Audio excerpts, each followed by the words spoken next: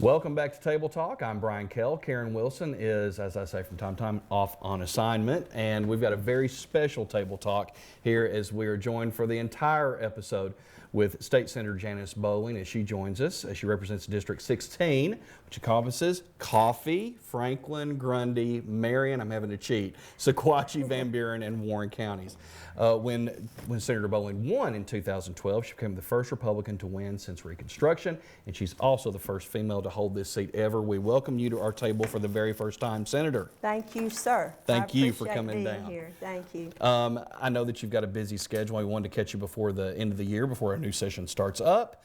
But first of all, before we start talking about the new session and things that are near and dear to you and the people throughout this entire area, let's talk for folks that have been under a rock for a while. Tell us about Janice Bowling. Well, it's always hard to talk about yourself, but Janice Bowling was born a long time ago in a universe far, far away, and it was a good life. And I was born back when kids were told to go outside and play and not to come home till dark, and so that was a good upbringing. I really enjoyed it. Went to Auburn University, got a degree in special education. Met my husband Temple there. And at that time, he was in Arnold Air Society, which was the auxiliary for the Air Force ROTC, okay. And I was in Angel Flight. And I told someone during the interview that I wanted to be part of the aerospace team. Now, that was big stuff back then. And sure enough, Temple was stationed at Vandenberg Air Force Base, so we went all the way to California. Our first child was born there. Came to Tennessee on his next assignment and fell in love with Middle Tennessee. That was back in the early 70s. And so we determined that we would make Tennessee our home, and the Lord was gracious. Temple was able to find a job. Our second two children were born here in Tennessee. Our daughter was born in Tullahoma, and our son actually was born at Emerald Hodgson in Swanee. So that was an unusual thing to go up on the mountain to have a child, but I did. And then we have been active in our church, in the schools, and the different activities that parents are involved in.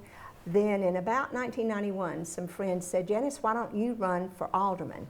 Now, I don't know why they said that, but they determined that I should run. I said, it's kind of like let Mikey do it, right. You know, let Mikey test the cereal there. So I did run, and there were 6 people running, so I was able to squeeze in there for 2 open seats. And after that, became district director in a congressional office. Had 11 counties in South Central Tennessee, and then life was normal for a while. And in about 2011, a friend said, Janice, you need to run for that Senate seat. The same deal, you know, let Mikey do it. Right. But there were things happening in our country in 2011 I don't think any of us had expected or thought would happen. And good government is not a spectator sport. If you have an ability, you have a corresponding responsibility. And having been an alderman in Tullahoma and having worked in a congressional office, I'd kind of seen the sausage made from either side. And this time they wanted me to go to Nashville and help make the sausage. Yeah. And so I answered the call and carried all 7 counties. Now I'll tell you a secret on remembering the counties. It's easier if you'll just picture Grundy County as the center of a daisy. Mm-hmm. Then the petals around Grundy County that are contiguous with each other and contiguous with Grundy, except for Van Buren doesn't quite touch Grundy. But you have Warren, Van Buren, Sequatchie, Marion, Franklin, and Coffee with Grundy in the middle. Isn't that easy? That is easy, and Van Buren can be the stem.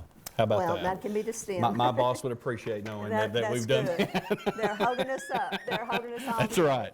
That is right. I'm curious about this. My wife is a special needs teacher. and I have seen the work that she does, and you being someone that studied that at Auburn and also was a special needs teacher. First of all, thank you for I know what goes into that. Those are special folks that do that. What has served you well in taking what you've learned as far as working with special needs kids to be able to, has served you well in Nashville what have you taken from that experience? I think it's hard to separate which came first, the chicken or the egg. Mm-hmm. I always like to help people. I always like to help people be the best they could be. And becoming a special ed teacher was, to me, much easier than teaching normal children because I have all the patience in the world with people who are doing their best and this is a character flaw, I'm telling you here, but tend to get really impatient with people who could do more and are not putting out the effort. But in Nashville, how does that translate? Yeah. Well, actually, it helps me to be a helper. I know that each situation, there's a unique person with a unique problem and a unique perspective on that problem. And so it's easy for me to try to put myself in their place or to think what could be the best thing to help, how can I best help. And that, I think, is just part of what you do as a state senator. And so I have found that helpful. And with 200,000 constituents in 7 rural counties that actually have some of the challenges, some of the most challenges in some of the counties in the state of Tennessee, that has been very helpful to really be able to relate and help and get in there and study the issues. So when you do that in education and you do that as a state senator, it's still pretty much the same thing. You're just trying to help people at a different level. Yeah. Ran for mayor twice, ran for state house twice, came up short in those. No. Oh, I'm sorry. Never ran for state Never ran house. for state. Ran for House of Representatives as far Congress. as Congress, Yes, on that yes. side. Sorry about that. Not state I had house. forgotten about that. Talk about. Well, speaking of that time period, talk about those races and how that prepared you for the race for that special 2012 seat that you ended up taking over. What did you take from those experiences? Well, you don't leave anything on the table. You put everything in there. You do your best, and then the people vote. And as a friend of mine in Franklin County said, there's a secret about elections. The person with the most votes will win. And I said, that is profound. You need to remember that. And so I didn't get the most votes for mayor, but I was still an alderman. I didn't have to give up my alderman seat and still worked well with whoever did get elected. So it wasn't so much about me. I felt like I had a different direction to offer. The people chose something. We continued in that direction. With Congress, when I ran for Congress, there had been a redrawing of this district, the old 4th. Right. There's been another redrawing since then. But there were 24 counties. So when you run in 24 counties, I was given keys to lots of houses in those counties because these are off the interstate. There aren't many hotels and motels. I would have to leave home at 6 in the morning to make noon Rotary in La Follette. Wow. And because you lose an hour plus the traffic plus the distance. So that district that stretched from can to can't, that was one of the most gerrymandered districts in the United States. And so when I ran in that and got to meet all the different people though and see the different demographics, see the different needs, and yet see the similarities. In rural Tennessee, you still have flag-waving, God-fearing, freedom-loving people. And that was uniform throughout that district. And I came close, 1.5% from not winning that one. And then the second time, you would think one would only try that once. But a lot of people said, please, you came so close, just try again. And of course, at that time, I was going against an incumbent.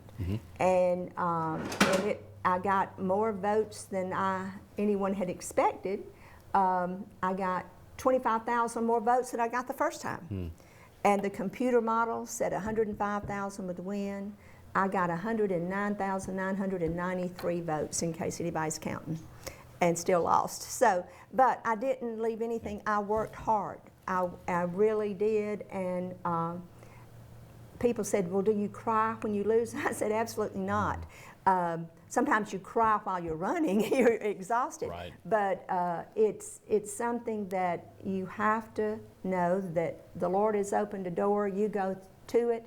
And quite honestly, for the next 8 years, had I won, I think life would have been miserable to have been part of what was going on in Washington, D.C. as part of the minority at that point, with an administration going in an entirely different direction from what I felt was appropriate for our country. You mentioned that a friend or friends had really approached you about you ought to run. Mm-hmm. And was there something that is that something you had stuck in the back of your brain for quite some time, or what was it that you just flipped the switch and said, okay, I'm in it? Was there any particular instance or thing that led you to politics can be something I can help people in?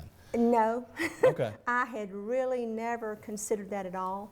Had been a full-time wife, mother, homemaker, community volunteer.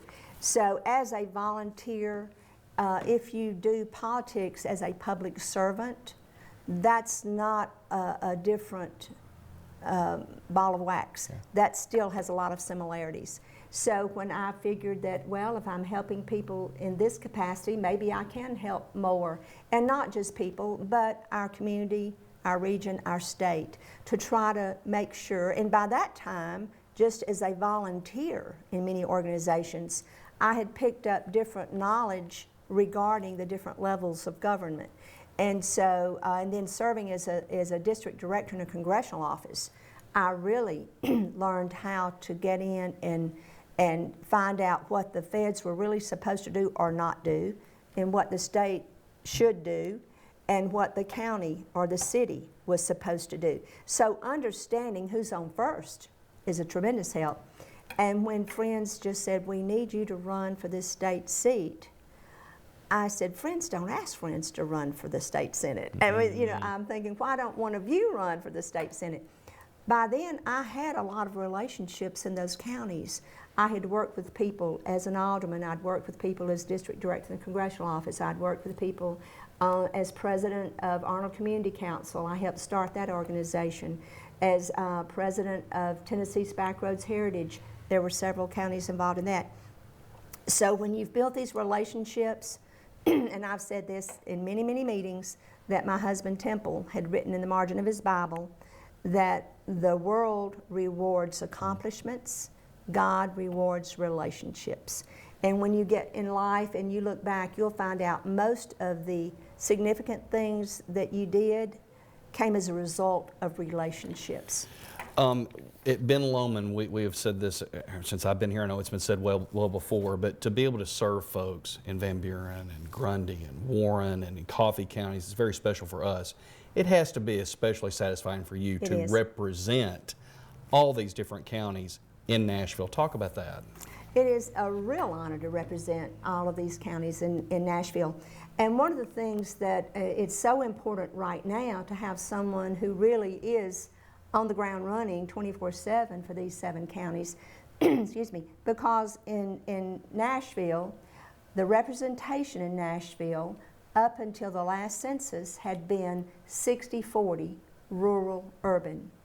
Now in Tennessee, there are 13 senators, myself included in that number, who represent a total of 82 counties. Now you know we only have 95. So then 13 counties are represented by 20 senators. Wow. There are 33 senators. Now that is a total inverse correlation-wise of the numbers, and certainly the 80-20%, 80 urban, 20% rural. So we're having to work harder, longer, smarter to make certain that our rural counties have a place at the table. And the needs of 82 counties in Tennessee, we are the political majority as far as the political subdivisions.